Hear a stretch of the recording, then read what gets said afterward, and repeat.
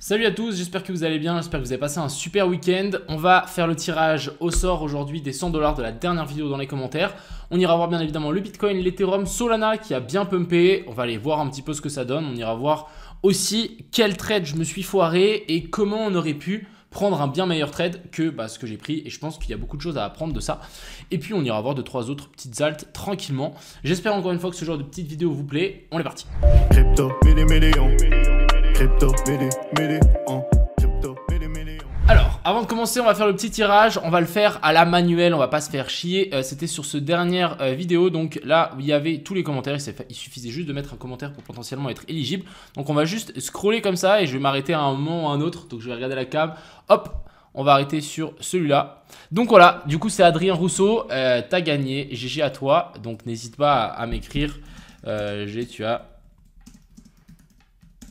gagner 100 $. Donc n'hésite pas à m'écrire sur Telegram ou sur Twitter, peu importe. Mais en tout cas, GG à toi.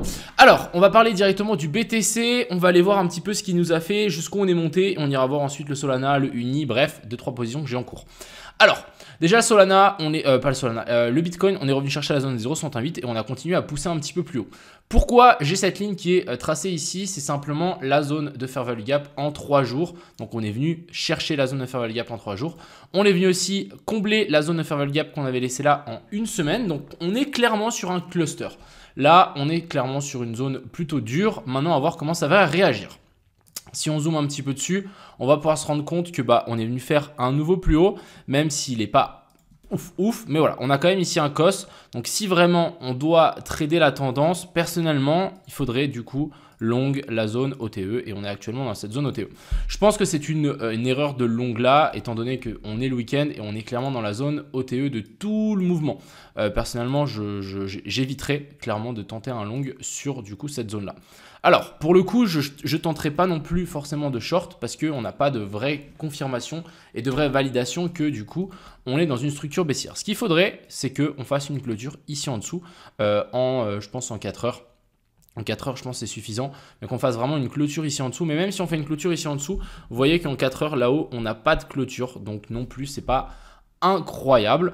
Mais voilà, ce qu'on peut sans doute s'attendre, c'est que on redescende un petit peu plus bas. On va plutôt prendre ce COS là et se dire que depuis la zone d'OTE qu'on a laissé ici, ça commence vers la zone des 65 000 et elle va jusqu'environ la zone des 64 000, pourrait être à mon avis une belle zone de long si on revient dans cette zone là. Et encore une fois, il faudra tenir. Si on ne tient pas, là on aura clairement un changement de structure et du coup je pense qu'on pourra remonter et là on ira corriger un petit peu plus bas. Personnellement, je pense qu'on peut clairement corriger un petit peu plus bas. Si vraiment on veut quelque chose de très intéressant, je vais enlever tout ça. Si on veut quelque chose de clean sur le graphique, on veut potentiellement corriger tout ce mouvement et qu'on vient de rechercher la zone des 0,68 ici vers la zone des 59 000.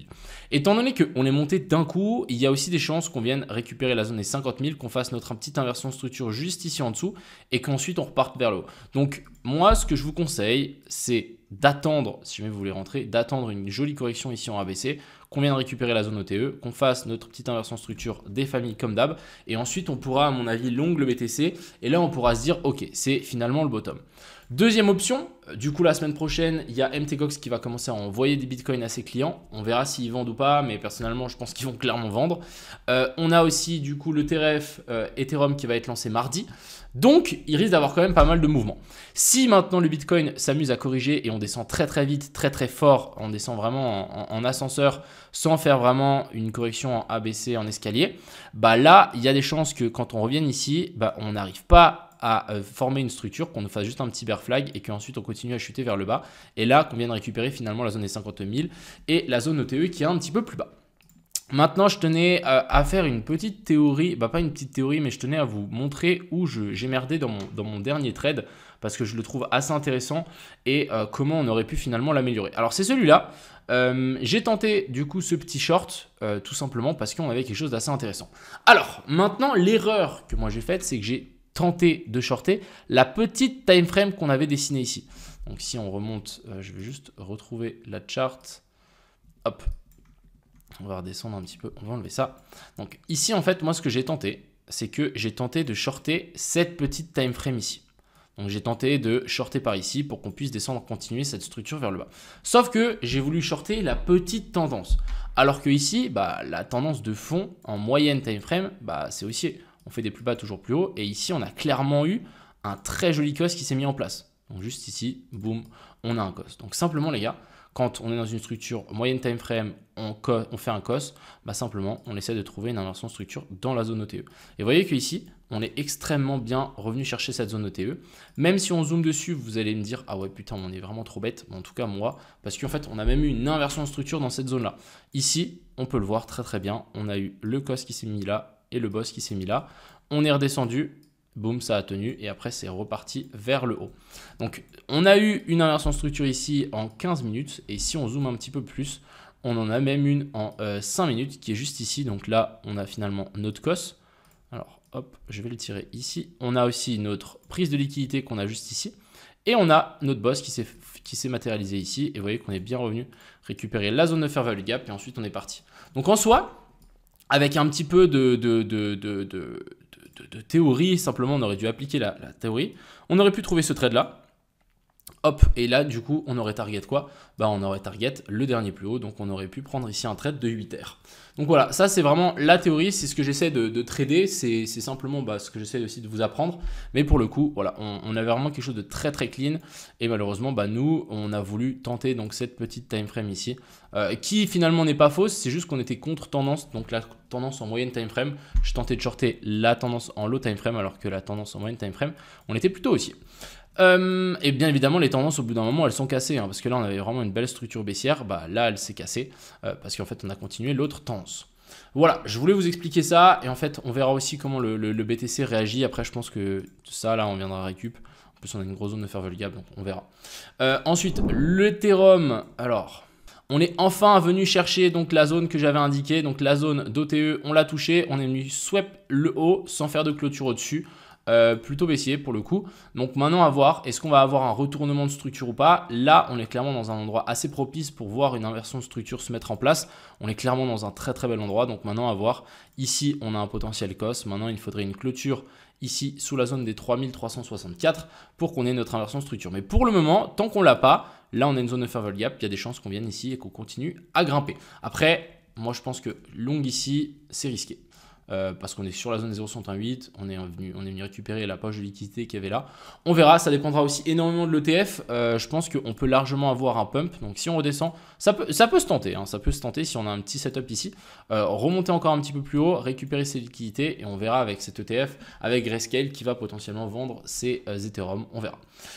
On va continuer ici, on va parler du Solana parce que le Solana, je vous ai fait une analyse comme quoi on était dans une zone super intéressante. Et on l'est toujours, on est dans cette zone de fair value d'OTE, on a même traversé la zone de fair value gap en daily et puis si on tire donc cette ligne là, on n'est pas encore venu swap ce high. Donc là on est clairement dans une zone dans laquelle il faut surveiller. Il y a beaucoup de gens qui ont commencé à dire que le Solana était vraiment full bullish, qu'on avait cassé cette trendline, etc. C'est pas faux. Après moi je traite pas les trendlines, mais ça peut être super intéressant à surveiller parce que si on a une petite inversion de structure qui se met en place ici, pour le coup on est vraiment dans une belle zone de short. Mais je dis pas forcément qu'il faut shorter tout de suite, mais on est quand même dans une belle zone dans laquelle on peut, je pense, trouver un potentiel top. En tout cas ici ce qu'on est en train de voir c'est potentiellement ça, il nous faudrait une clôture en dessous de ça et là on pourra potentiellement dire ok, là ça commence à se retourner. Ensuite on va parler du Uni. Alors le Uni je suis toujours en position dessus, je dois être à plus 3000, quelque chose comme ça. L'objectif ça va être essayer de le holder pour qu'on descende un petit peu plus bas.